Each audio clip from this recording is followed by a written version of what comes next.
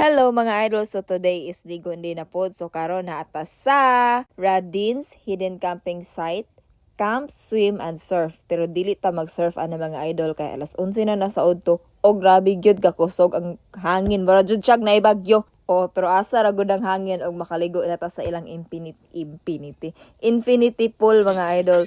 So kana yung pool ang among una jung gianha kay second time naman amo diri asa Deans, and karon katong December nag-construct pa man sila anya. Karon namin ako kabalik January. Pero grabe kay kasulit among 2 hours nga biyahe kay tanawa sa ang view. Grabe kay dagko ang balod. So kung gusto mag-surf, pwede kayo mag-surf diha, pero kami diha sa misa swimming pool. Dili lang dagat og swimming pool ang ika-offer nila diri mga idol, kay naapod sila cave nga nindot kay view og mini vineyard. So unsa pa man mo gihulat laag na sa Radin's Hidden Camping Site. Daghang salamat sa suporta mga idol.